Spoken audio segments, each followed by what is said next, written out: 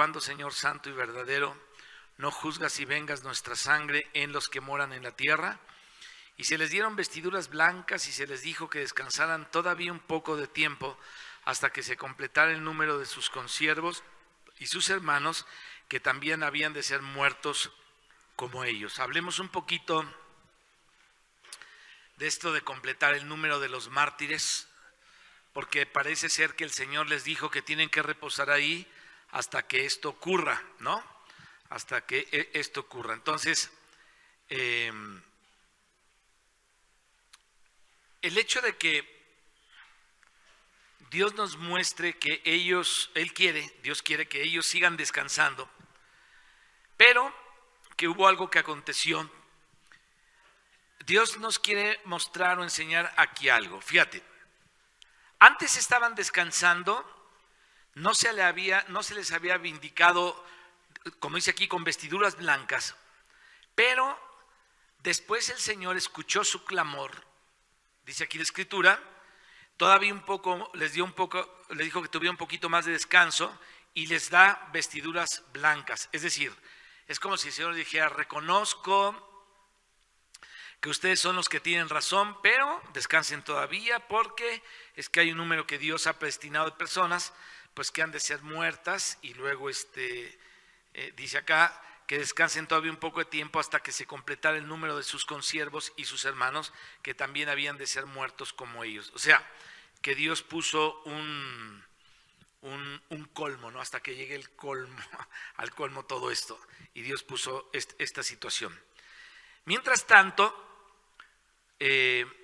no juzgo, como dijo a Abraham, de los amorreos. Todavía no ha llegado al colmo la maldad de los amorreos, por eso todavía tu pueblo, tu descendencia va a quedar como esclavo allí en Egipto. Acuérdate que cuando Dios le dijo esto a Abraham, dice: bueno, es que hasta que llegue el colmo lo de estas culturas, y pasaran 400 y pico de años, ¿no?, para que esto ocurriera. La maldad de los amorreos en Egipto es cuando el Señor la iba a juzgar, cuando llegara a su colmo. Y voy a sacar a Israel de Egipto y los voy a juzgar en Canaán. Pero no los va a juzgar antes, sino cuando llegue el colmo, es decir, cuando se colme el asunto, cuando llegue a lo que Dios está esperando o que sabe que tiene que llegar. Y entonces Dios estableció un límite para juzgar, y ese límite fue un determinado número de mártires. O sea que Dios dijo: les voy a dar a tal número de testigos a toda esta gente, porque ¿cuántos mártires ha habido en la historia y no se ha completado el número todavía? Entonces Dios tiene más mártires que va a haber en aquellos tiempos, y no sabemos si algunos de nosotros está dentro de ese número, o nuestros hijos o los nietos, si Dios nos concede, no sabemos todavía, pero la cuestión es que Dios aquí estableció un número. Entonces, cuando se complete este número, quizás uno falte, 2, 5, no lo sabemos, y cuando se complete este número, entonces la ira de Dios ya viene. Y quiere decir que hasta aquí, pues hasta aquí están las cosas para Dios, ¿no? Es decir, Dios establece una medida, y acuérdense ahí en Daniel, cuando creo que leímos ese texto, y si no, vamos ahí al capítulo 11, por favor, donde dice, versículo 35, dice: también algunos de los sabios caerán para ser depurados y limpiados y emblanquecidos hasta el tiempo determinado, porque aún para esto hay plazo. Entonces la palabra tiempo se traduce, es interesante porque se traduce de dos palabras: cronos, que se refiere al tiempo cronológico o tiempo astronómico, y la palabra kairos, que se refiere al tiempo de la oportunidad. Entonces el kairos es el tiempo que Dios abre, es el tiempo de Dios, el tiempo de la oportunidad, y cronos es el tiempo, pues lo que conocemos, ¿no?, cronológico. Entonces, en el tiempo cronológico puede ser que Dios te abra las puertas para algo. Ese es el kairos, ¿no?, de Dios, el tiempo de Dios. Entonces, cuando dice que la mies está madura, bueno, llegó el tiempo, y no se refiere al tiempo cronológico, sino a un tiempo de oportunidad. Y cuando la mies está madura, como lo veíamos hace ratito, entonces llegó ya el tiempo cronológico exacto, pero el tiempo kairos, no el cronos, es cuando llega la parte espiritual, es cuando llega la sazón espiritual, el tiempo de Dios. Ese es el kairos, ¿no? El tiempo de Dios, de la sazón espiritual, el tiempo real, digamos. Aún para esto hay plazo, para el tiempo de Dios. Y entonces les dice, quédense ahí, aún para esto hay plazo. Es decir, hay un tiempo para el kairos de Dios cuando se complete el número de testigos muertos. Dios dice, hasta este colmo, ¿no? Cuando llegue el colmo de esto, y hasta esta parte voy a esperar. Y entonces, Dios es paciente. Pedro habla de esto, dice que Dios tiene paciencia para ver si se arrepienten cuando dicen, es que tú dijiste que tu Mesías iba a venir desde hace mucho tiempo y pasa el tiempo y todo sigue igual y no viene nadie. Dice, y estos ignoran que Dios les está dando tiempo de que se arrepientan. Entonces, si las cosas no han pasado, es porque Dios está alargando un tiempo esperando que se arrepientan, y algunos, dice Pedro, tienen por tardanza porque pues se tarda mucho, se demora mucho, pero el Señor es paciente y el propósito de Dios es que no perezca nadie, sino que todos procedan al arrepentimiento. Por eso cuando vemos esas trompetas que están sonando, o vemos que las trompetas comienzan a sonar y luego el final, como lo escribe Apocalipsis, ni aún así se arrepintieron. O sea, lo que Dios buscaba era el arrepentimiento, lo que Dios busca con la tardanza es el arrepentimiento. Como lo dice también Pedro, Dios busca esto, que se arrepientan. Pero llega un punto en que hacen tales iniquidades, como dice aquí Apocalipsis, y matan a tal número de testigos, que solo ese número obviamente está escondido, porque después habla de 144,000, pero se refiere a este número o a otra cosa, pues, a los no se refiere a los de aquí, sino a los escogidos de Israel. Entonces no hay que confundir esos dos números. Hay un número de mártires que va a haber por la palabra de Dios, por el Evangelio, pero va a haber un número de 144,000 que tiene que ver con los de Israel o con los judíos. Y Dios va a esperar todo eso. Bueno,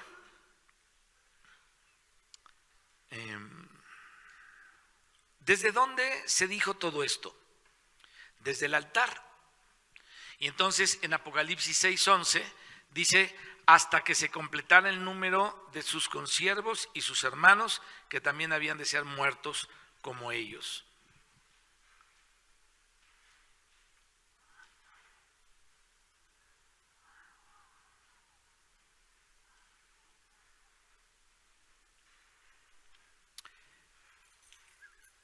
En una ocasión hablé, no me acuerdo si hablamos de la predestinación, pero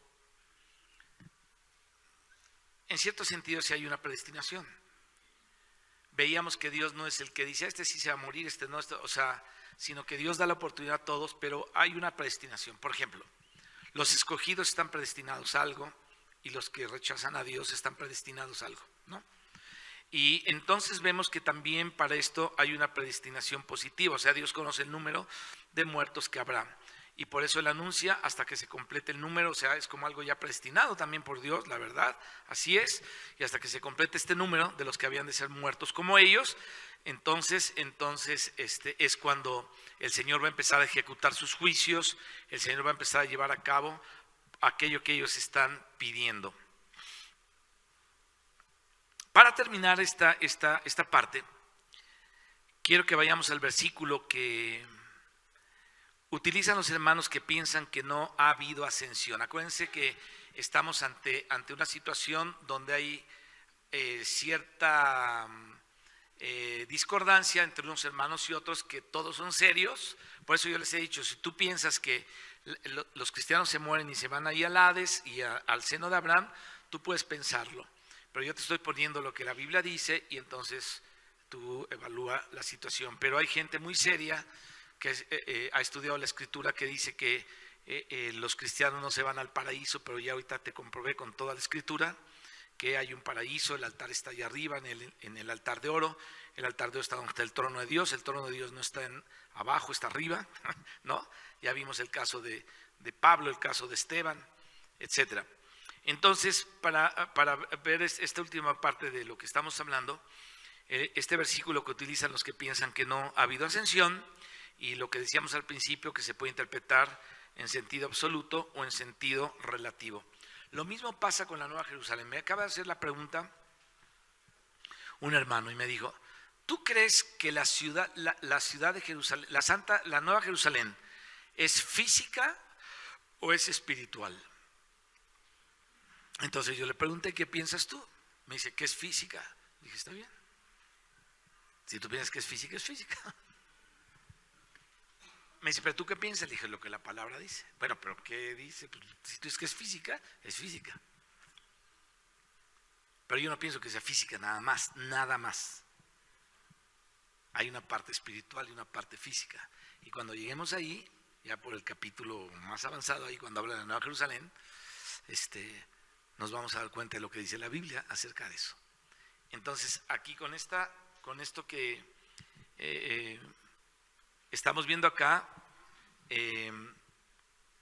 se puede interpretar en sentido también absoluto, en sentido relativo. Y vamos a Hechos de los Apóstoles en el capítulo 2, porque ahí el apóstol Pedro sabemos que da un discurso en el tiempo del Pentecostés, y vamos a leer el contexto para poderlo entender mejor. Ahí en el capítulo 2 está ese discurso de Pedro, y entonces vamos a leer desde el versículo 25, dice: porque David dice de él. ¿De quién está hablando David? De Jesús, del Señor Jesucristo.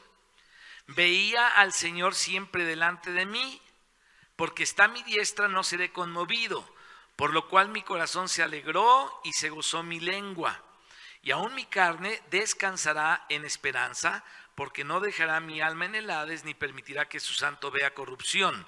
Me hiciste conocer los caminos de la vida, me llenarás de gozo con tu presencia. Bueno, esa es la profecía de David con uno de los salmos que habla acerca de Cristo. Y Pedro dice,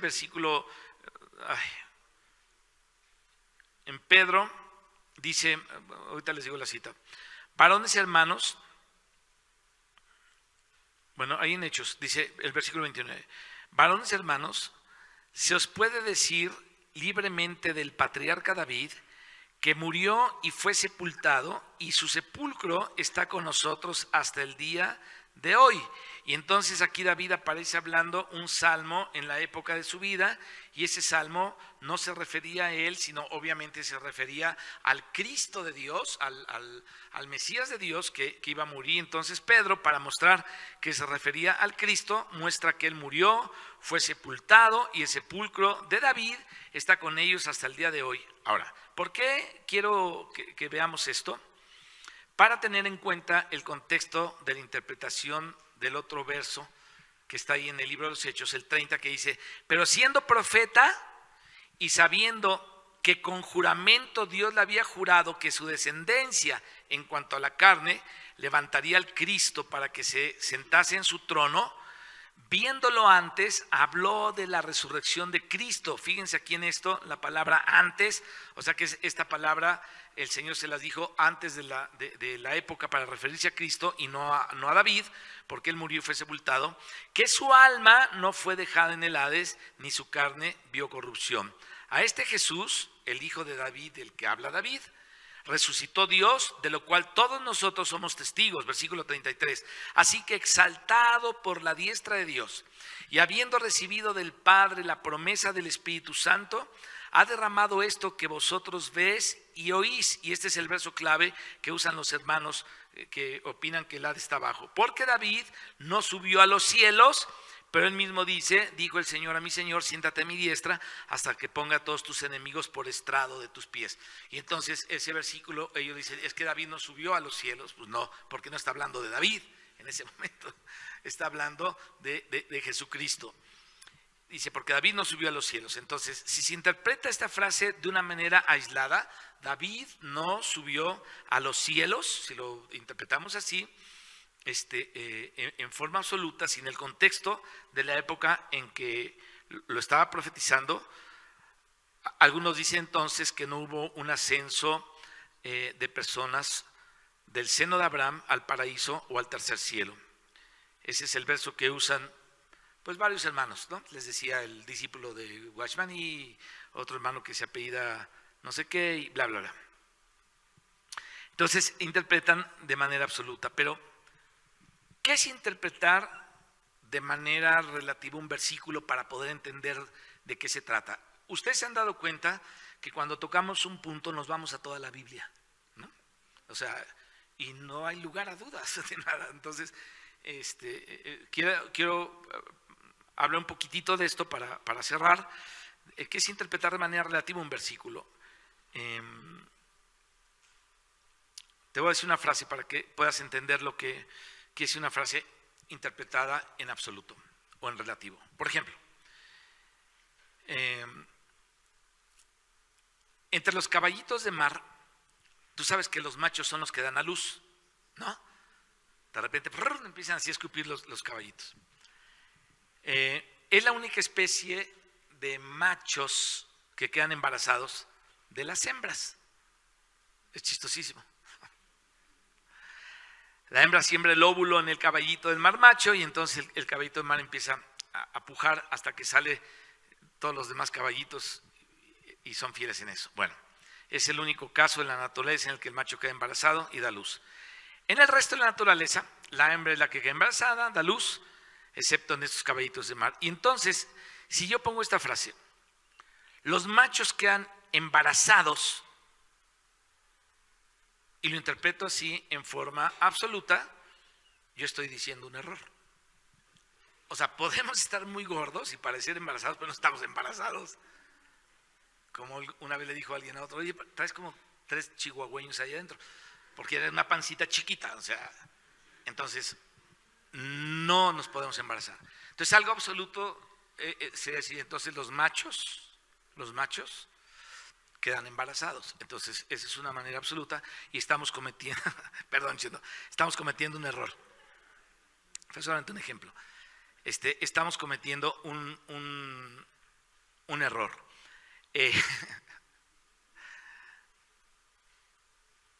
¿Por qué? Porque estamos interpretando que los machos de manera general quedan embarazados y no lo hacemos de una manera relativa, refiriéndonos exclusivamente a los machos caballitos de mar. Entonces, si yo interpreto el texto del libro de los Hechos y digo, es que David dijo, no permitirás que mi alma vea corrupción, ¿eso qué?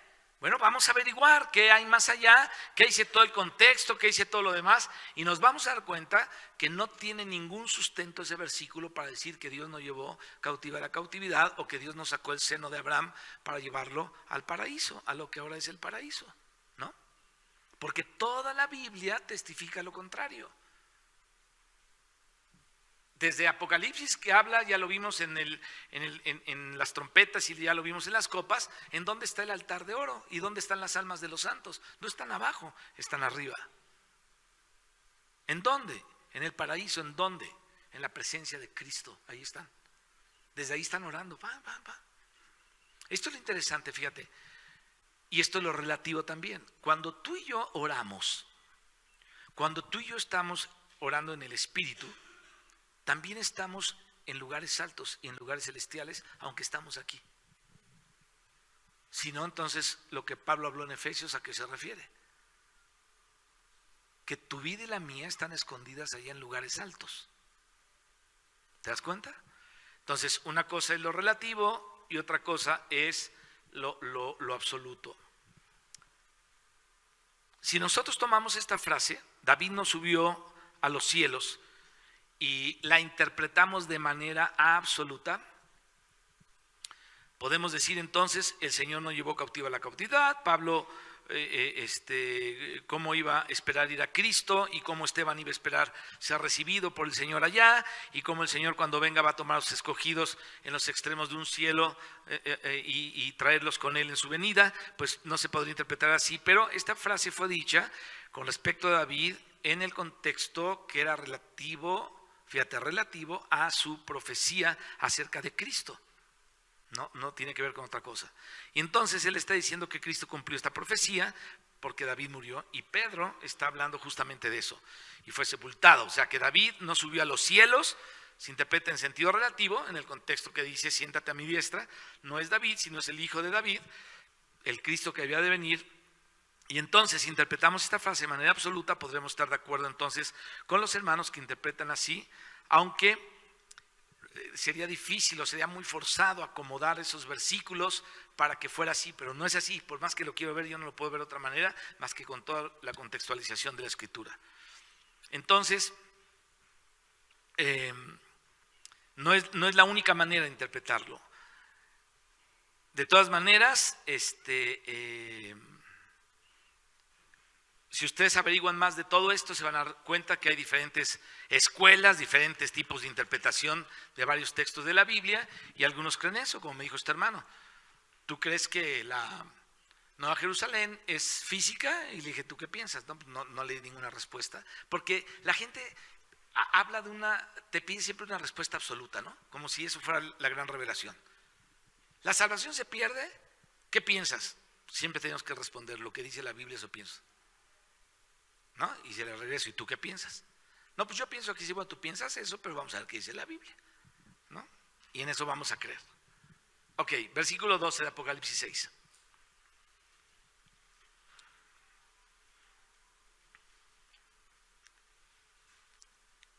Vamos a continuar con la ayuda del Señor en todo esto. Versículo 12. Entonces, ¿qué pasa aquí? Se inicia en este versículo la descripción de la apertura del sexto sello.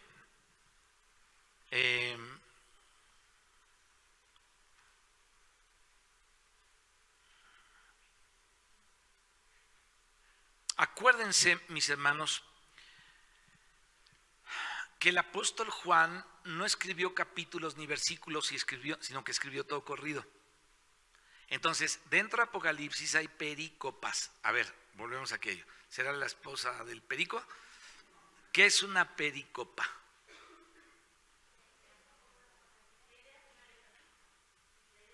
Exacto, la idea completa de algo que está hablando en un texto, ¿no? Esa es la perícopa. Entonces, él escribió el texto y fue después en el siglo XII, por ahí, el siglo XIII, XIV, de hecho fueron los 3 siglos, que se subdividió el texto primero en capítulos y luego en versículos. Entonces eso a veces tenemos que pasarlo por alto para poder seguir el texto completo en algunas partes. Fíjense que yo creo que estuvo muy padre que hubiera tantos versículos en un capítulo, pero estaría increíble que alguien se dedicara, de los que le saben bien a todo el rollo, bien de esto, a hacer por perícopas la Biblia, ¿no? De tal a tal parte. Y que le pusieran así los mismos versículos y todo, pero pusieran, aquí comienza uno y termina aquel otro, ¿no? Una perícopa del 5.1 hasta el 6.2. Y a la mitad del 6.2 comienza otra perícopa, otra parte, porque así es la Biblia, ¿no? Si tú lees Génesis 1, quedas incompleto. Tienes que leer, para leer toda la parte de la creación, la relación de Dios con la creación y la relación de la creación con Dios, de todo lo que tiene que ver con la creación, necesitas leer del 1 hasta el 2.4, la mitad, por ejemplo. O en Daniel, si tú lees el capítulo 38, pero no lees, perdón, de Ezequiel, del 38 hasta el final de Ezequiel, te estás perdiendo una parte completa que habló. Entonces toda esa parte es continua. Y así, en varias partes de la Biblia. Es difícil, de repente necesitas mucha dedicación, estarle leyendo muy cautelosamente para ver dónde rompe una cosa y dónde rompe otra. Lo mismo pasa en los evangelios y lo mismo pasa en las epístolas. Pero bueno, aquí se escribió, Juan lo escribió completo. Y el sexto sello, escucha esto apúntalo en tu Biblia, aparece desde el capítulo 6, versículo 12, hasta el capítulo 7, versículo 17.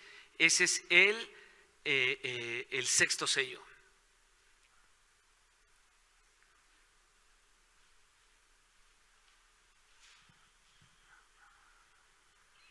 O sea, no es ningún paréntesis, porque todo coincide y todo se complementa. Entonces, este sello, de todos los que hemos visto, que ya hemos visto 5, es por ahora el más largo, tiene 23 versículos. 6 en el final del capítulo 6, que es del 12 al 17, y todos los otros 17 del capítulo 7. Entonces, todo eso es el sexto sello. Tú lo puedes poner ahí en tu Biblia, porque está hablando de la misma cosa, para que cuando lo leas no te confundas y digas, este es el sexto sello. Bueno,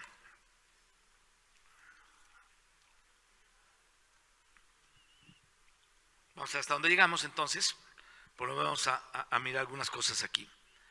Ahora,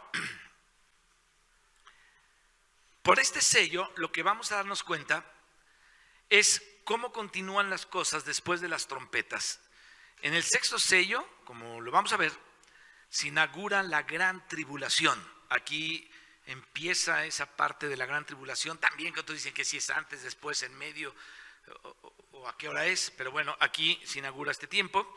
Y digo que se inaugura porque el sexto sello no contiene toda la gran tribulación, sino que comienza ahí, pero se consuma. Si tú le sigues leyendo un poquito más, se consuma hasta el otro sello, ¿no? Es decir, al séptimo sello, incluyendo las trompetas y las copas. Pues el sexto sello no es la totalidad de la gran tribulación, pero comienza ahí. Entonces, vamos a hacer una lectura corrida de todo el sexto sello. Y vamos a ver ahí unas cosas que podríamos darles el sentido correcto de acuerdo a unos escritos más antiguos.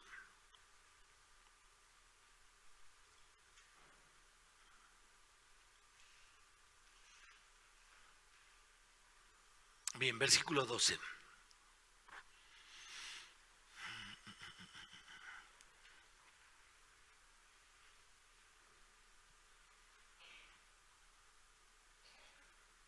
Y miré, aquí hay una palabra griega, kai eidon, no dice solamente miré, sino dice y miré.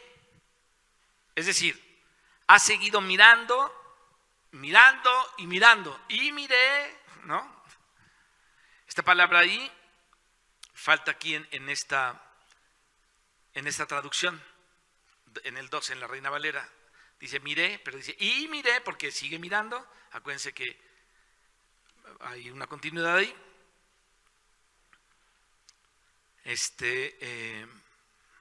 Cuando abrió el sexto sello, y aquí un gran terremoto. Fíjate, entre los acontecimientos, este misterioso terremoto es el que inaugura el sexto sello, entre todos los acontecimientos. Y el sol se puso negro como tela de silicio, y la luna se volvió toda como sangre, y los astros, aquí la palabra estrellas, en el original griego es asteres, que significa también astros o estrellas, ¿está bien? Incluyen no solamente los astros grandes, sino también los meteoritos, los aerolitos y todo lo que vemos, los cometas y todo lo que llamamos ahí, del cielo cayeron hacia la tierra, o sobre la tierra, o hacia la tierra. Ese es el sentido. Así como la higuera deja caer sus higos inmaduros, y aquí está, en esta traducción solamente dice higos, no dice inmaduros, pero habla de higos inmaduros, de higos verdes. Cuando es sacudida con fuerza o un viento fuerte, se caen los higos, ¿no? Versículo 14. Y el cielo se desvaneció como un pergamino que se enrolla, y todo monte y toda isla se removió de su lugar. Versículo 15. Los reyes de la tierra y los grandes ricos, los capitanes, los poderosos, todo siervo y todo libre, se escondieron en las cuevas y entre las peñas de los montes, y decían a los montes y a las peñas: caigan sobre nosotros y escóndanos del rostro de aquel que está sentado en el trono y de la ira del Cordero, porque el gran día de la ira de ellos, o sea, es plural, no solamente el Cordero, sino del Dios que está en el trono y del Cordero, así está en el griego, ha llegado. ¿Y quién podrá sostenerse en pie? Versículo 1. Después de esto vi 4 ángeles en pie sobre los 4 ángulos de la tierra, que detenían los 4 vientos de la tierra para que no soplara viento alguno sobre la tierra, sino sobre el mar, ni sobre el mar, ni sobre ningún árbol. Y vi también a otro ángel que subía de donde sale el sol y tenía el sello del Dios vivo, y clamó a gran voz a los 4 ángeles a quienes les había dado poder de hacer daño a la tierra y al mar, diciendo: no hagáis daño a la tierra, ni al mar, ni a los árboles, hasta que hayamos sellado en sus frentes a los siervos de nuestro Dios. Versículo 4. Y oí el número de los sellados, 144,000 sellados, de todas las tribus de los hijos de Israel. De la tribu de Judá, 12,000 sellados. De la tribu de Rubén, 12,000. La palabra sellados no aparece sino en el primero en Judá y en el último en Benjamín. En ninguno de los intermedios en el original griego aparece. Y tampoco dicen los que estudian esto que en ningún manuscrito tardío ni antiguo la palabra sellados solamente respecto a Judá al principio y a Benjamín al final. Entonces habla de las 12 tribus como sellados, el principio y al final nada más. El resto dice solamente de la tribu de Rubén, 12,000, así. Bueno, de la tribu de Gad, 12,000, de la tribu de Aser, 12,000, de la tribu de Neftalí, 12,000, de la tribu de Manasés, 12,000, de la tribu de Simeón, 12,000, de la tribu de Leví, 12,000, de la tribu de Isaacar, 12,000, de la tribu de Zabulón, 12,000, de la tribu de José, 12,000, de la tribu de Benjamín, 12,000 sellados. Ahí vuelve a aparecer la palabra sellados. Primero Judá y al final Benjamín. Versículo 9. Después de esto miré, y aquí una gran multitud, la cual nadie podía contar, de todas naciones y tribus y pueblos y lenguas, que estaban delante del trono y de la presencia del Cordero, vestidos de ropas blancas y con palmas en las manos, y clamaban a gran voz diciendo: la salvación pertenece a nuestro Dios que está sentado en el trono y al Cordero. Y todos los ángeles estaban en pie alrededor del trono y de los ancianos y de los 4 seres vivientes, y se postraron sobre sus rostros delante del trono y adoraron a Dios diciendo: amén. La bendición y la gloria y la sabiduría y la Eucaristía, o la acción de gracias, dice ahí, y la honra y el poder y la fortaleza sean a nuestro Dios por los siglos de los siglos. Amén. Dice otra vez este segundo amén. No aparece en ciertos manuscritos, pero la genera en tanto nuevos como antiguos contiene este segundo amén. Entonces en algunos falta por algún error o algo así, no sé, pero bueno, ahí falta eso, y solamente lo comento para que lo sepamos, porque yo lo aprendí y lo tenemos que saber. Entonces uno de los ancianos habló diciendo: estos que están vestidos de ropas blancas, ¿quiénes son y de dónde han venido? Yo le dije, con minúscula: Señor, tú lo sabes. Y él me dijo: estos son los que han salido de la gran tribulación y han lavado sus ropas y las han emblanquecido en la sangre del Cordero. Por esto están delante del trono de Dios y le sirven día y noche en su templo. Y el que está sentado sobre el trono extenderá su tabernáculo sobre ellos. Ya no tendrán hambre ni sed, y el sol no caerá más sobre ellos, ni calor alguno, porque el Cordero que está en medio del trono los pastoreará y los guiará a fuentes de aguas de vida, y Dios enjugará toda lágrima de los ojos de ellos. Este es el texto que comienza aquí en el versículo 12 del capítulo 6, abriendo justamente el sexto sello. Y termina acá. Entonces, ¿cómo se inaugura este sexto sello? Hablemos del gran terremoto, un poquito. Fíjate.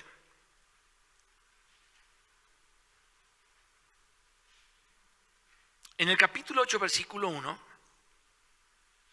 ya comienza el séptimo. Cuando abrió el séptimo. Entonces, todo este texto leído pertenece ¿a qué? Al sexto sello, claro. Ahora, cuando abre el sello, lo que aparece aquí es un terremoto gigantesco, porque lo que dice un poquito más adelante, en el versículo 14, dice: y todo monte y toda isla se removió de su lugar, quiere decir que es un terremoto a nivel general. O sea, una vez hablamos de esto, les hablé de pues toda la cadena esta que viene desde no sé dónde hasta Chile, hasta el cono sur de Chile, y cómo va a ser removido todo eso, los grandes riscos que hay en esa parte de Chile ahí abajo, donde hay una de las partes más hondas, 11 kilómetros tiene el mar. Dice que se los va a tragar a todos ahí. No es solamente un pequeño terremoto, sino es un gran terremoto. Y uno se pregunta, este terremoto aparece en el sexto sello, es un terremoto muy fuerte, cataclísmicamente hablando. Es el mismo terremoto que aparece también más adelante en las trompetas. Por ejemplo, si vemos la séptima trompeta en el capítulo 11, versículo 19, dice: y el templo de Dios fue abierto en el cielo, y el arca de su pacto se veía en el templo, y hubo relámpagos, voces, truenos, y un terremoto y grande granizo. Pero aquí vemos que este terremoto de la séptima trompeta corresponde al séptimo sello, porque el séptimo sello es el que abre, mis hermanos, lugar para las 7 trompetas. Entonces, el terremoto de Apocalipsis 11, 19 corresponde a la séptima trompeta y por lo tanto al séptimo sello. Y aquí mismo se puede ver, o lo podemos ver aquí en Apocalipsis, cuando habla de la séptima trompeta, en el capítulo 11, 18 dice: y se airaron las naciones, y tu ira ha venido. Pero dense cuenta de que ya en la séptima trompeta ha pasado la primera trompeta, obviamente la segunda, la tercera, la cuarta, la quinta, la sexta, y ahora ya está en la séptima y dice que la ira ha venido. Quiere decir que lo que había venido hasta el inicio de este juicio, su proclamación, su introducción, pero no su consumación. O sea, la ira fuerte, la consumación de todo esto, la situación difícil vino después todavía, aunque esto va a ser una tragedia impresionante. Su consumación es las 7 copas de la ira. Pues dice que las 7 copas de su consumación. Bueno, en las trompetas se introduce, en las trompetas se convoca juicio, pero las copas lo consumen, ya lo hemos dicho otras veces. Por eso es que aquí en esta séptima trompeta, donde dice: se airaron las naciones y tu ira ha venido, esa frase "y tu ira ha venido" incluye la consumación de esa ira, que son las 7 copas. Entonces, las 7 copas están incluidas en la séptima trompeta, así como las 7 trompetas están incluidas en el séptimo sello. Ahí está, ahí van metidos todos. Por eso el terremoto que aparece en el capítulo 16, ya una ocasión hablamos de eso y vamos a ver si después nos detenemos un poco más en él. Aparece también un tremendo terremoto, casi con palabras semejantes a las del terremoto del sexto sello. Y sobre el terremoto que tiene que ver con la séptima copa, dice aquí en el capítulo 16:8: entonces hubo relámpagos y voces y truenos, como aparecía en la séptima trompeta, y un gran temblor de tierra, un terremoto tan grande cual no hubo jamás desde que los hombres han estado sobre la tierra. Y la gran ciudad fue dividida en 3 partes, y las ciudades y las naciones cayeron, y la gran Babilonia vino en memoria delante de Dios para darle el cáliz del vino del ardor de su ira, y toda isla huyó, y los montes no fueron hallados. Y en el capítulo 6:14 dice: y todo monte y toda isla se removió de su lugar. Escucha esto, aquí en el sexto sello, los montes y las islas se remueven de su lugar, pero en el otro terremoto ya no están.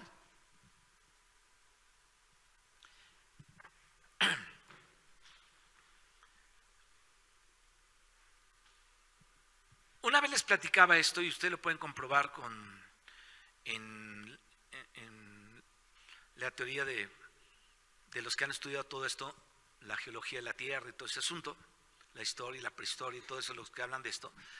Ellos hablan del acomodamiento de la Tierra y cómo se dividieron los continentes, ¿no? Por movimientos que hubo y temblores que hubo. Entonces, yo estaba oyendo a un científico, yo me imagino que científico, decir cómo es que nacieron los grandes montes, el Himalaya, los Alpes y todas esas montañas que son gigantescas. ¿Cómo se dieron? Porque no existían. Entonces, ha habido terremotos en tiempos pasados en la tierra que la han arrugado. ¡Fum! Y no tengo aquí un tapete, pero podríamos ver cómo se hace. Tú haces un tapete así y verás cómo le salen arrugas, o sea, entonces ahí le sale el Everest, sale el Popocatépetl, o sea, ¿me explico? Sale la cordillera de los Andes y salen los Alpes suizos y sale toda esta parte que nos une con Norteamérica y luego brinca por no sé qué, los Apalaches, no sé hasta dónde llega y conecta hasta Europa. O sea, toda la tierra con los movimientos que ha habido se ha corrugado, pero viene un movimiento muy fuerte, dos movimientos fuertes, muy fuertes como los ha habido antes. Y todos tienen que ver con la historia de Dios. Es decir, todos tienen que ver con los juicios de Dios en la tierra. En estos dos movimientos, en uno, los montes se van a mover de su lugar. Va a decir, ay, ¿dónde está el Ajusco? Entonces va a decir, ay, pues creo que es aquel que está allá, ¿no? No, esa es la Malinche, no, la Malinche quedó por acá. O sea, del movimiento tan fuerte que va a haber. Va a haber muchas muertes en eso. Pero viene otro peor, donde los montes van a desaparecer. Entonces, perdón que estamos hablando de esto, yo sé que no es para decir, gloria a Dios, sí, es para decir gloria a Dios, claro que sí, pero la cosa se viene muy fuerte, ¿no? O sea, viene fuerte y lo estamos viendo los tsunamis y acaba de temblar, no sé dónde se murió, no sé cuántos, ¿no? En Indonesia, ¿no? ¿O dónde fue? ¿Dónde fue? ¿Alguien vio la noticia? Ayer o antier. En Indonesia, ¿verdad? Apenas acaba de temblar. Entonces, pues no sé, va a venir otra situación más difícil. Entonces, les decía, ¿es el terremoto del sexto sello el mismo de la séptima copa? Bueno, parece que no, porque aquí aparece en el sexto sello y el terremoto de la séptima trompeta en el séptimo sello. Entonces, el terremoto de la séptima copa es en la séptima trompeta y en el séptimo sello. Entonces, se ve que es otro terremoto como nunca lo ha habido, ni en la historia del mundo, ni lo habrá jamás, ni lo habrá. ¿Sabes tú que los terremotos han desaparecido ciudades? Por ejemplo, Pompeya desapareció en un terremoto en Italia, se acabó una ciudad de pecado, porque una ciudad hiperpecaminosa se borró del mapa y muchas cosas han pasado así en tiempos pasados. Si tú una vez te metes en internet a ver las desapariciones de pueblos o de lugares, bla, bla, bla, por medio de terremotos, vas a obtener ahí alguna información interesante y te vas a dar cuenta de eso. Pero bueno, aquí es otro terremoto mucho más grande, muy grande. Y por eso es que comenzamos diciendo que es la inauguración de la gran tribulación. Es como si se inaugurara o comenzara el sexto sello con un tremendo terremoto y con algunas cuestiones de cataclismos también en las órbitas y en los astros cercanos a la Tierra, pero después eso se vuelve a repetir. En el libro de Eclesiastés habla de cómo las cosas que pasaron se van a repetir. Dice, ¿qué son las cosas que serán sino las que ya fueron? ¿No? Y entonces, así como fue antes, será ahora. Y así como fue la vida de Israel, es la vida de la iglesia. Y así como Israel caminó, así el cristiano camina. O sea, lo que ya fue, será. Y lo que será, ya fue. Y eso lo tenemos que tomar en cuenta, porque eso lo dijo el Espíritu de Cristo por medio de Salomón en Eclesiastés. Hablemos un poquito de la gran tribulación. Ya lo dijimos, pero es necesario tenerla muy clara para entender de que este día final tiene un inicio y tiene una consumación. ¿Cuál día final? Este del que estamos hablando, o sea, el momento difícil que va a haber. Entonces, primero vamos a comparar dos pasajes, uno en Joel y otro en Mateo, y luego vamos a ver cómo uno se refiere al inicio de la tribulación, otro se refiere a los desastres de la tribulación, y o sea que los desastres se repiten, la tribulación comienza con ellos y luego se repiten hacia el final de la tribulación. Así que vamos a ver dos aspectos y vamos a ver cómo Lucas los menciona a los dos. Bueno, primero vamos a Joel, por favor. Capítulo 2, versículo 30 y 31. Ahí dice Dios. Léanlo ustedes, el 30 y 31, nada más. 1, 2, 3.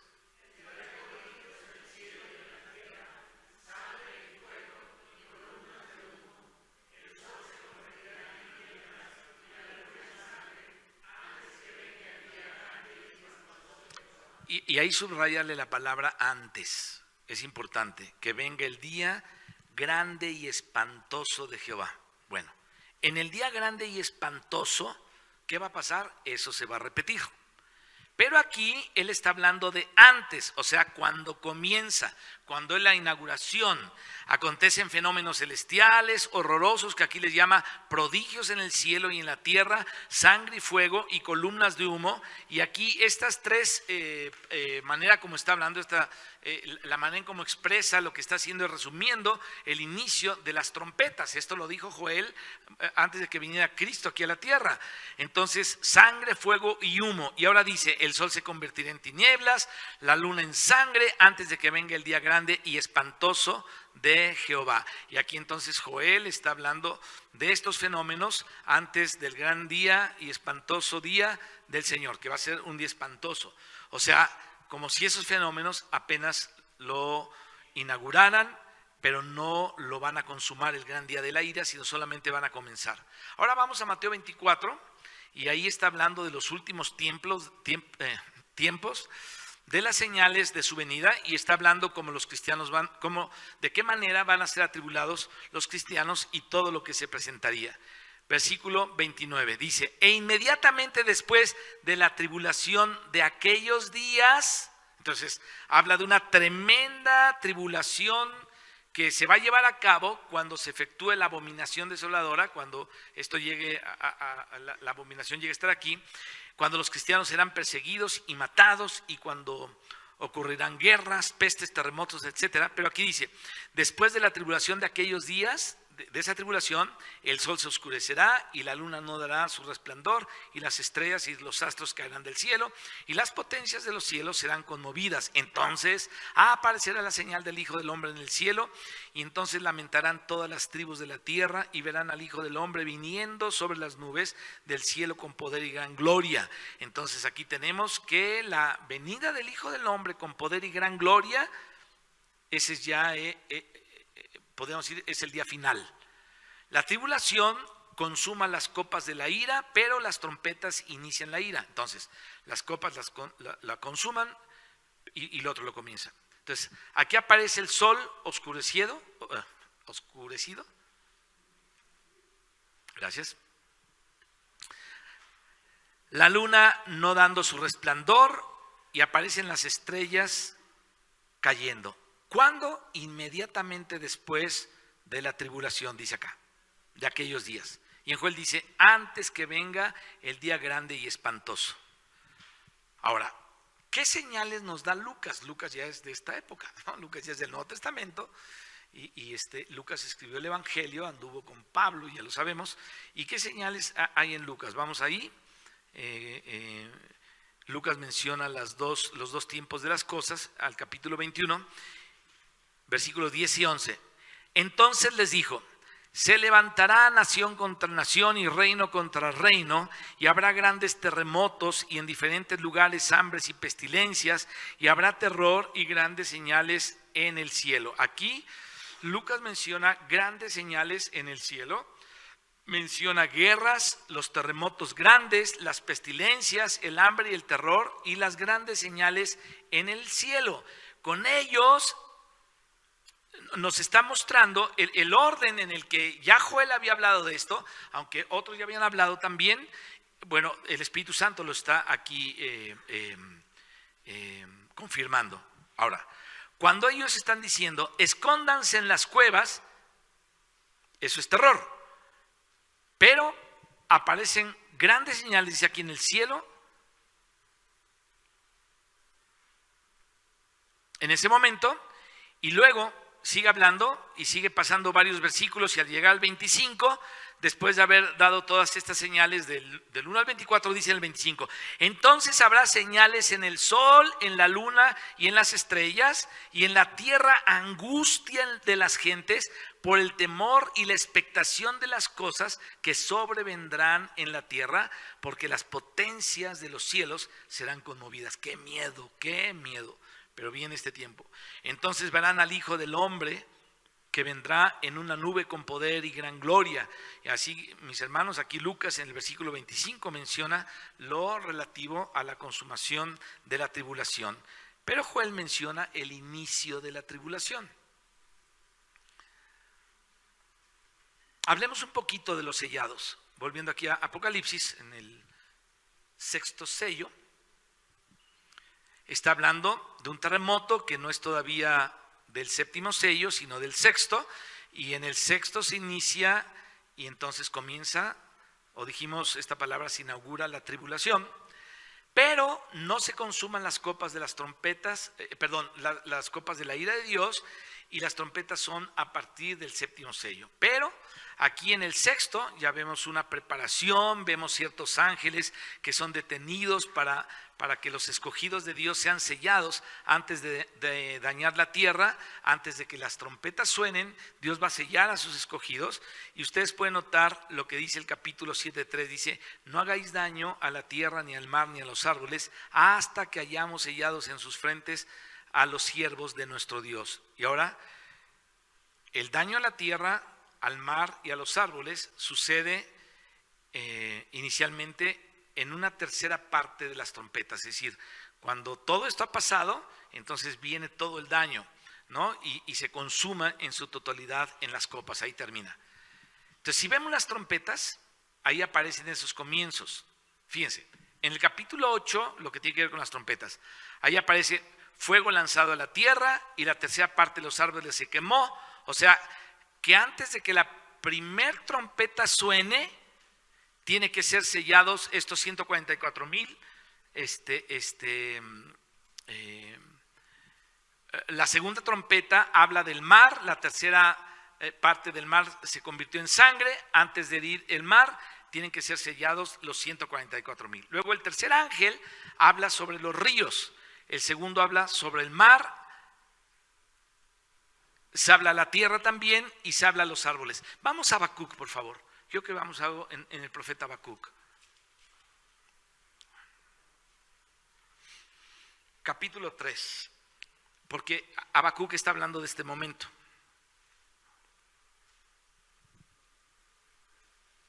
Versículo 8, ¿cómo dice ahí?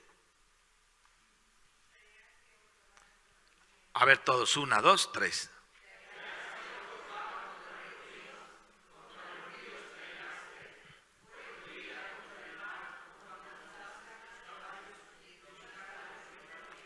¿Ok? Entonces, aquí el profeta, cuando ve todo esto, que lo platica Joel y lo platica Lucas, y luego Mateo habla de ello también, Apocalipsis está hablando de esto también, pero Habacuc lo vio cuando se enfermó y se estremeció y le dio, ¿qué es que le dio cuando vio todo esto que iba a pasar? Fue una visión que tuvo. Entonces él vio el gran día de la ira de Dios, Habacuc, el profeta.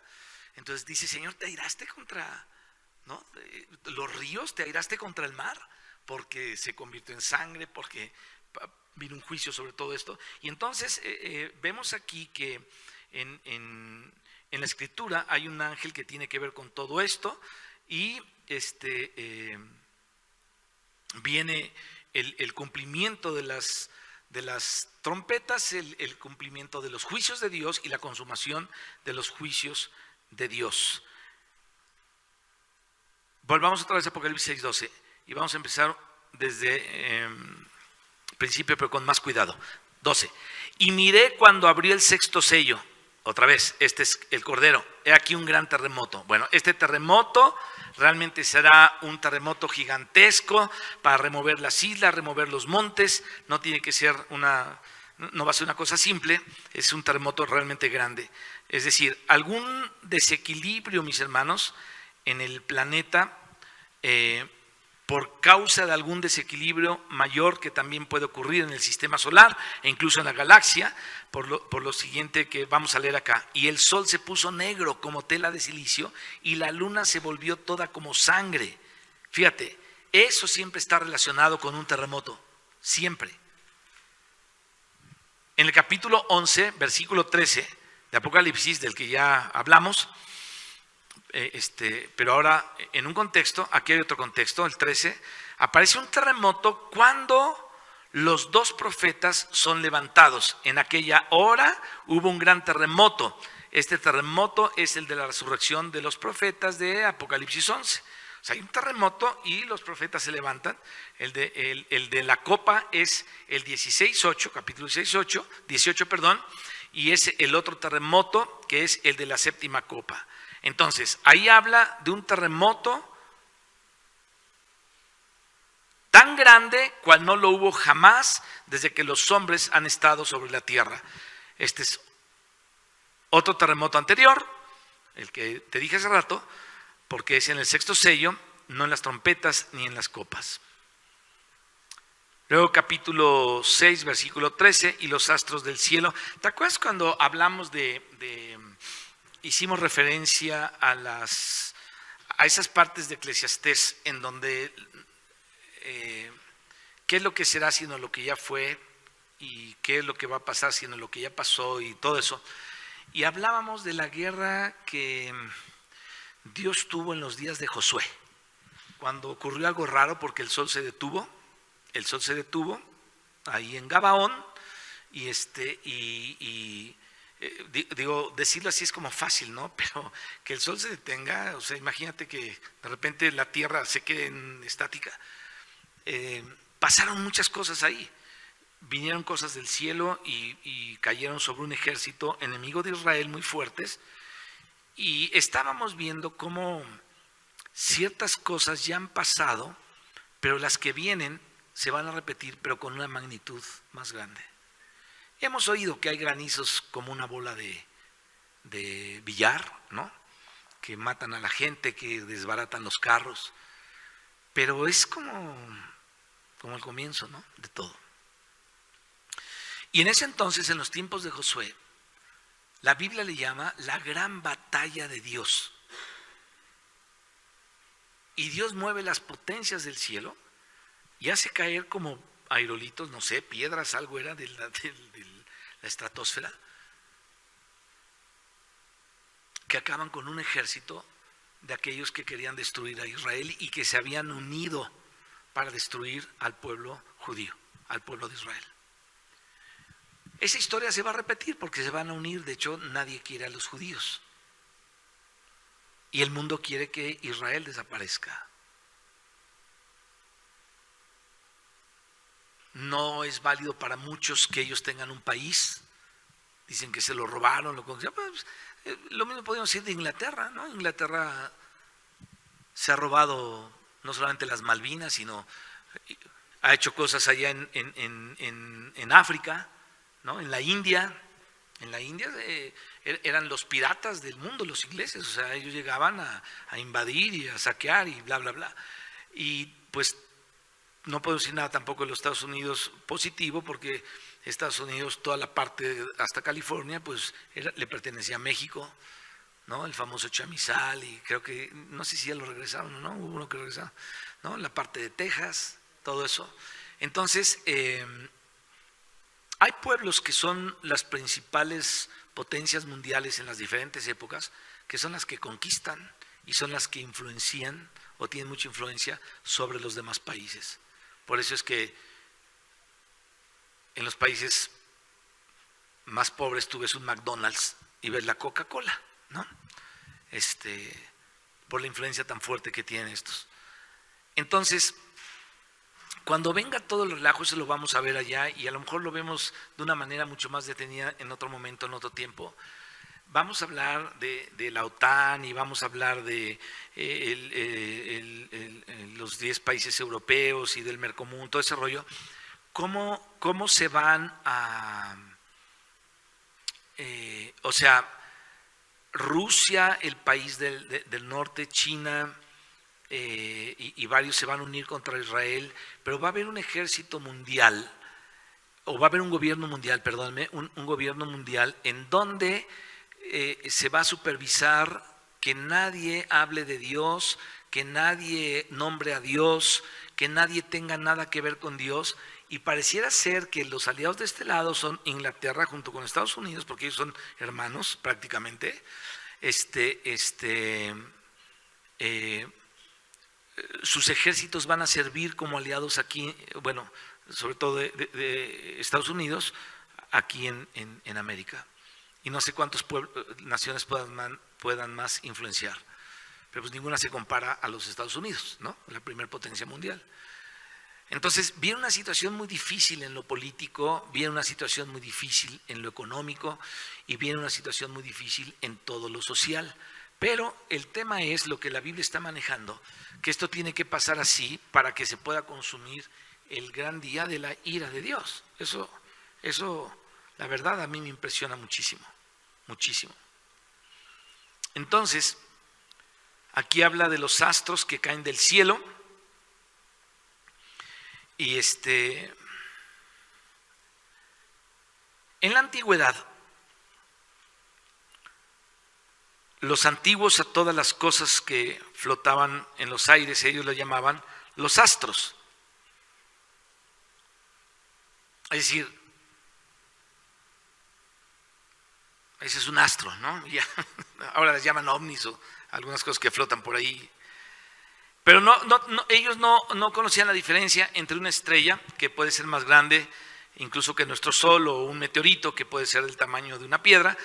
Para ellos todos son astros, o sea, la historia habla de esto y el lenguaje que se utiliza es esto, que todos son astros.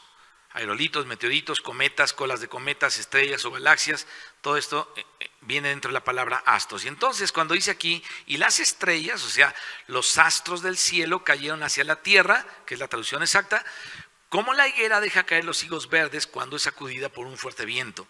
Entonces es interesante, fíjate, los higos maduran porque permanecen por el tiempo debido en su lugar. Pero los que todavía no han madurado, entonces son fácilmente removidos y se salen de su lugar. En el sistema planetario, en el sistema galáctico, todos tienen un determinado lugar, o sea, la Tierra, los planetas, las galaxias, todo tiene un orden increíble. Hay un libro de un hermano, no me acuerdo cómo se llama, es un científico astrónomo cristiano que te dice un montón de cosas bien interesantes de los astros. Voy a averiguar ese nombre y voy a ver si lo podemos conseguir acá para que lo tengas y lo leas, te va a interesar muchísimo. Entonces, en el sistema planetario todo tiene un determinado lugar, pero hay algunos que no han madurado, o sea, algunos que se salen y empiezan a hacer piedras que vuelan, algunos de tamaño de esta propiedad, otros de kilómetros, como el que cayó en Mérida, que hizo un hoyo de no sé cuánto, uno que cayó en Rusia, que no sé cuántos, creo fueron no sé cuántos kilómetros, dejó el hoyo ahí, el cráter y bueno, se salen de su lugar y caen, ¿no? Las colas de los cometas son de esa clase, como piedras de hielo, y entonces vemos granizos gigantes que han caído. Entonces, aquí aparece una cuestión totalmente cósmica, no solo de la tierra, porque miren lo que dice el verso 14. Dice, y el cielo se desvaneció como un pergamino que se enrolla.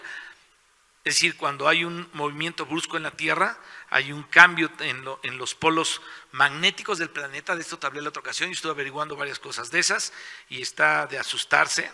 ¿Y qué sucede cuando cambian los polos? La Tierra hace un movimiento brusco, ¿no? Hace así. Entonces el norte se cambia para otro lado. Y el norte, una vez te di el dato, está más hacia Siberia. Es más, está tan chueco el norte ya que tuvieron que cambiar las cartas de aeronáutica para que los aviones encuentren el norte y aterricen correctamente. Pero lo más chistoso de esto es que han visto llegar a pingüinos en playas en Brasil que tenían que haber llegado a la Patagonia más abajo, pero como todo se movió, ahí llegan a Brasil, ¿no? Donde no debían llegar, pero ellos están orientados por el norte. Entonces, fíjense lo que se ha movido. Ya los polos de la Tierra, o sea, el polo norte estaba arriba de Noruega, pero ya está hacia Siberia, o sea, ya se movió, va hacia allá, se está moviendo hacia allá, y va a haber un movimiento tan brusco que los polos se van a mover. Entonces, la Tierra va a tener un movimiento espantosísimo, muy brusco. ¿Y qué sucede con las estrellas? Bueno, se corren todas. ¿Y qué pasa con las islas, con los montes? Hay un terremoto gigantesco y entonces la palabra dice, y el cielo se desvaneció como un pergamino que se enrolla. Y esto va a pasar a grosso modo con los astros del cielo. Esto es lo que viene. Por eso dice, y bienaventurados los que duermen. Los que voy a ver aquí el domingo, no se van a dormir antes de tiempo.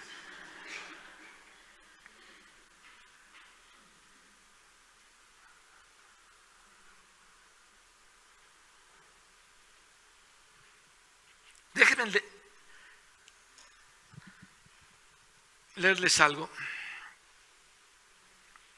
chistoso, no chistoso, sino que tiene que ver con esto. ¿Cuántos han oído de la ley de la entropía?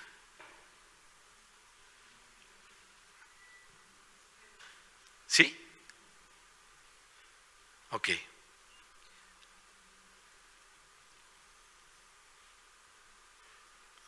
Una ley de la termodinámica. Yo se los voy a leer porque este dato se me hizo muy interesante. Una ley de la termodinámica es esta ley de la entropía, de entropos, que quiere decir arrollamiento, en la que se compara con la hoja de la higuera o con la hoja de la vid. En otros profetas, eso lo vamos a ver después, la hoja cuando cae en el otoño hace como una caída así, ¿no? En espiral, va cayendo hasta que cae al piso. Ahora, este tipo de caída es lo que describe esta segunda ley de la termodinámica, que es la entropía, y quiere decir que si todas las cosas tienen una fuerza inicial, entonces esa fuerza le obliga a continuar en movimiento hasta parar, ¿no? Hasta que para. Si tiramos una pelota con fuerzas, esa fuerza inicial con que aventamos la pelota, con que inició, entonces la aventamos, empieza a saltar, a rebotar y cada vez más despacio, hasta que termina y para. Entonces, a lo que está sujeto el universo es a esta ley de entropía. Y los científicos hablan de la muerte térmica del universo, que quiere decir que las cosas estuvieron en el inicio, en el momento de la creación, un impulso energético, y algunas les llaman el Big Bang, que esa es una teoría bien chistosa, pero más bien va por otro lado. En el momento de la creación salieron con gran energía y en ese movimiento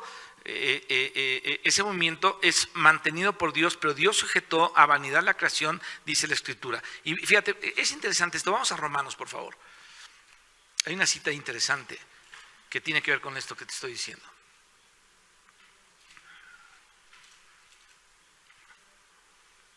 Capítulo 8.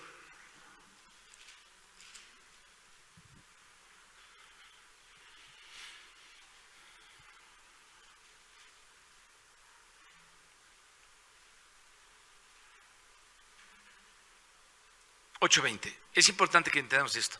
Porque la creación fue sujeta a vanidad. Fíjate qué interesante. Está hablando el Espíritu Santo por medio de Pablo. Porque la creación fue sujeta a vanidad.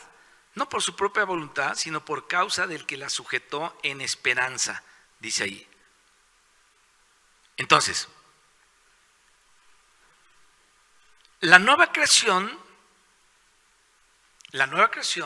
es esperanza. La actual creación es vanidad. Y entonces quiere decir que la creación se está muriendo, digamos que la cuerda del reloj se le está acabando, hay un momento en el que las cosas van enfriándose, van bajando, es como cualquier otra cosa que Si no se le mantiene la energía desde afuera, es decir, si Dios no la sostiene, si Dios no la deja terminar, entonces o comenzar una nueva etapa o una nueva fuerza, entonces lo que los científicos llaman muerte térmica del universo, es lo que la ley segunda, esta que te decía la entropía, va a operar. Es decir,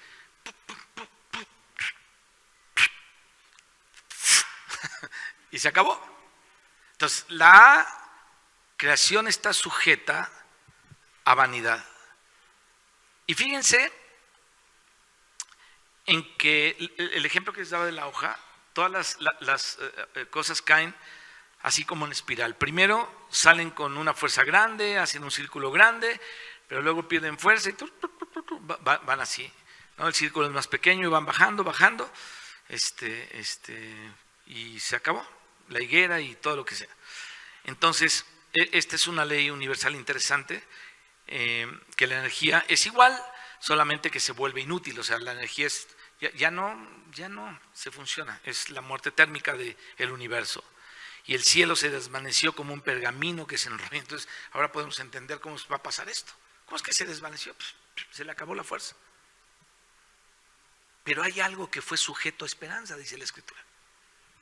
Eso se acabó lo primero. Por eso es que cuando decimos el primer cielo pasó y bla, bla, bla, y entonces vino un cielo nuevo, una tierra nueva, pero no pensamos en esto, en más o menos cómo sería este intercambio de cosas, ¿no? Cómo va a suceder, en cómo esta ley va a hacer que esto se acabe el movimiento hasta que aterrice en algo, pero Dios sujetó esto a vanidad. Sin embargo, Dios tiene algo que está sujeto a esperanza. Entonces, la creación nueva está sujeta a esperanza, la creación vieja está sujeta a vanidad.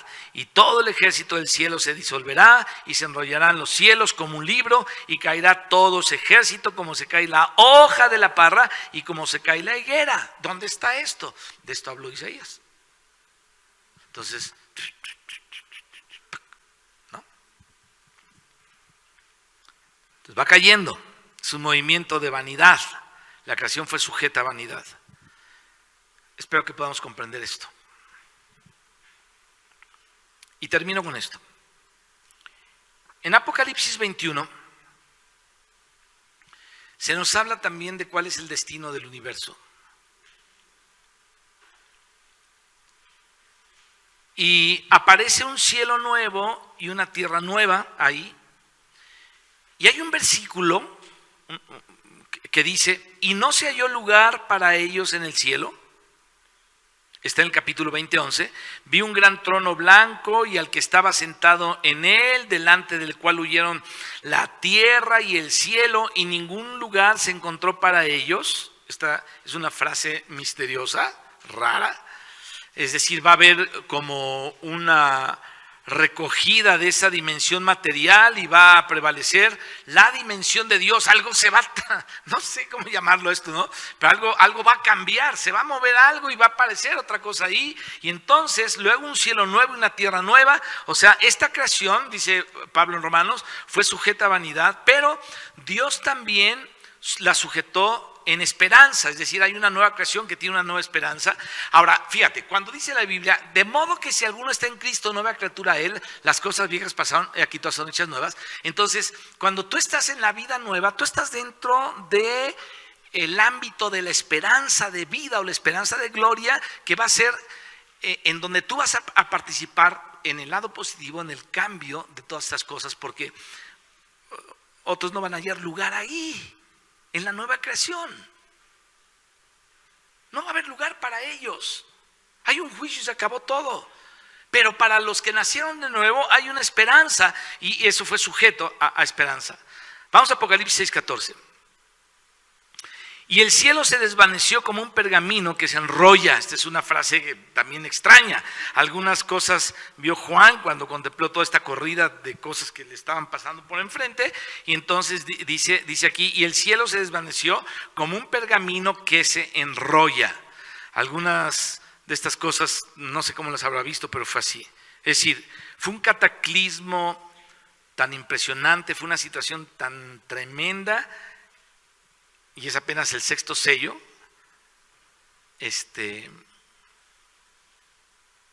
y luego lo que viene es peor, ay Dios. Entonces, esto acontece para iniciar la tribulación, es decir, la gran tribulación se inicia con un sacudón del planeta, porque los hombres van a reaccionar y van a blasfemar el nombre de Dios. Y a pesar de que ven esto, no se van a arrepentir. Y entonces continúan esos sacudones y dice grandes prodigios en el cielo. Y entonces vamos a ver incluso las estrellas como son como heridas, ¿no? Como lastimadas ahí en las trompetas, y después vamos a ver en las trompetas, pero aquí se inicia realmente algo cósmico. Y después ya lo vamos a ver con más detalle, algunas cosas interesantes aquí de este terremoto gigantesco. Pero es necesario que lo estudiemos porque va a ser algo terrible y pueden ser dos. Lo más probable es que haya uno primero y otro después, es decir, uno antes y otro inmediatamente después. Su réplica, ¿no? Pero muy fea.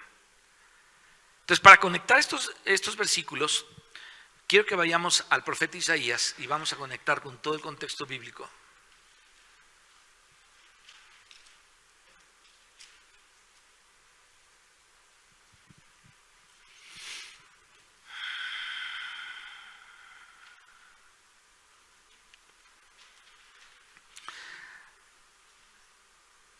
¿Qué te dije?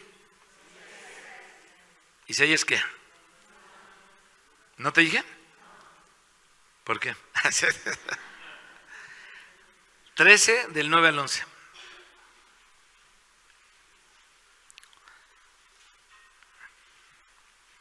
¿Ya lo tienes ahí?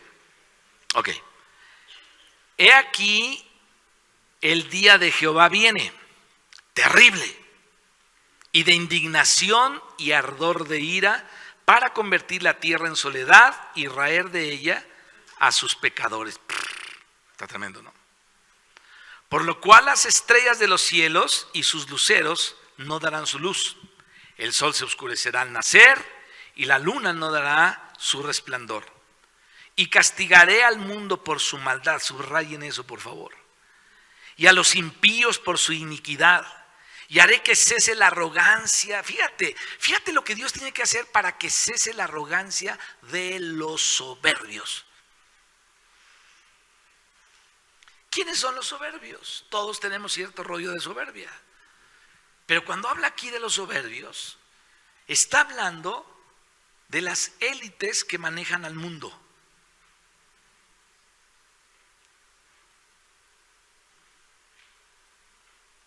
Dice, y abatiré la altivez de los fuertes. Vamos a otro pasaje, al 34. Capítulo 34.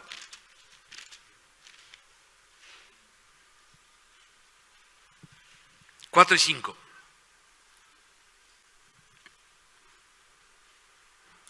Y todo el ejército de los cielos se disolverá y se enrollarán los cielos como un libro, y caerá todo ese ejército como se cae la hoja de la parra y como se cae la hoja de la higuera, porque en los cielos se embriagará mi espada. Bueno, aquí está hablando realmente de una cosa tremenda, y aquí se habla de la hoja de la parra y de la higuera, como el ejemplo que pusimos hace rato, ¿no? Que es como cae.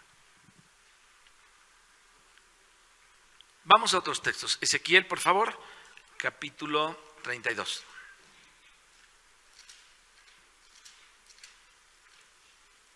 Ya estamos contextualizando todo esto que está escrito acá.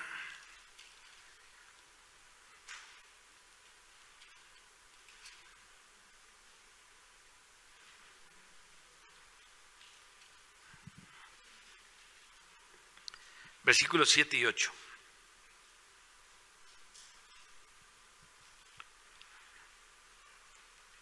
Aquí habla cuando Dios está juzgando definitivamente a Faraón y todos los reinos del mundo. Y el versículo 7 dice, y cuando te haya extinguido, cubriré los cielos y haré entenebrecer sus estrellas, el sol cubriré con nublado y la luna no hará resplandor su luz.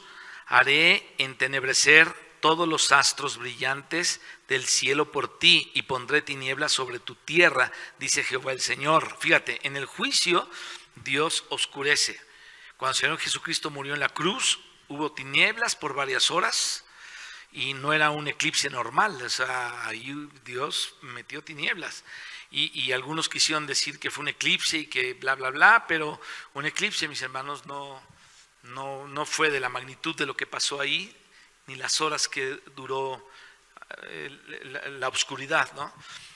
Hubo densas tinieblas sobre la tierra. Luego en Apocalipsis 16:20 se repite lo de que todo monte e isla se removió de su lugar. Ahora pasemos a Mateo, como lo habíamos visto, ya lo leímos, pero quiero repetirlo para tener presente todo junto. Mateo 24:29, e inmediatamente después de la tribulación de aquellos días el sol se oscurecerá. Aquí lo dice como Isaías, lo dice también como Ezequiel, ya lo leímos y con Joel, y ahora lo dice Mateo, el sol se oscurecerá, la luna no dará su resplandor, las estrellas caerán del cielo, y las potencias de los cielos serán removidas. Lo dice también Marcos 13:24, dice, pero en aquellos días después de aquella tribulación el sol se oscurecerá, la luna no dará su resplandor y las estrellas caerán del cielo y las potencias que están en los cielos serán conmovidas. Entonces verán al Hijo del Hombre que vendrá en las nubes con gran poder y gloria. Lucas 21:25 lo dice así, entonces habrá señales en el sol, en la luna y en las estrellas. Fíjense, hasta se ven caer las estrellitas. ¡Ting, dang! Y en la tierra angustia de las gentes confundidas a causa del bramido del mar y de las olas. Bueno, lo leímos para que veamos todos estos textos juntos que hablan de lo mismo, desde Isaías, Ezequiel, Mateo, Marcos y Lucas.